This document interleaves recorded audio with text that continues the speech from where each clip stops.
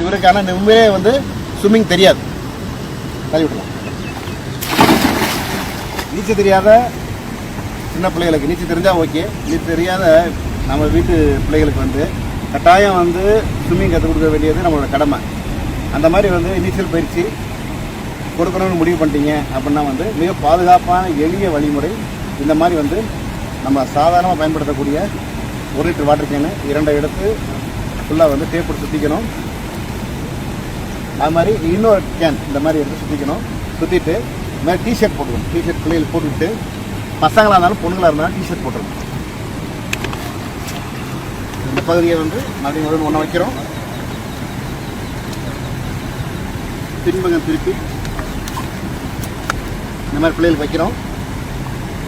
வச்சுட்டு இந்த மாதிரி ஒரு கயிறு இல்லைன்னா வந்து நம்மளோட சால், அம்மாக்களோட அக்காக்களோட சால் அது மாதிரி எடுத்து கட்டிக்கலாம். வயிறு இறுகாமல் இருக்கும். இது மாதிரி வந்து நல்லா 2 முடிச்சு ஸ்ட்ராங்காகவே போட்டுருங்க. போட்டுட்டு இப்போ இவர் வந்து என்ன செய்வார், இப்போ ஒரு தண்ணி தெரியலாம். இவருக்கான உண்மையிலே வந்து ஸ்விம்மிங் தெரியாது. தள்ளி விடலாம்.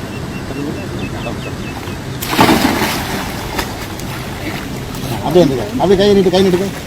உள்ளே போறியா போகல? Very good. இப்போ இவர் உள்ளே போகலை. உள்ளே போகவே முடியாது. அப்படியே நில்லு அப்படியே நில்லு. அப்படி இல்லை கை நீட்டுக்க. அசைக்க வேணாம். ஒன்றும் உள்ளே போக மாட்டேன். நில்லு. அவ்வளோதான். அப்படியே பின்னாடி போ. அவ்வளோதான். இவருக்கு உண்மையிலே வந்து ஸ்விம்மிங் தெரியாது. அந்த பையனுக்கு தெரியாத பையன்தான். ஆனால் வந்து பார்த்தீங்கன்னா உள்ளே போட ஒரு மூழ்கலை.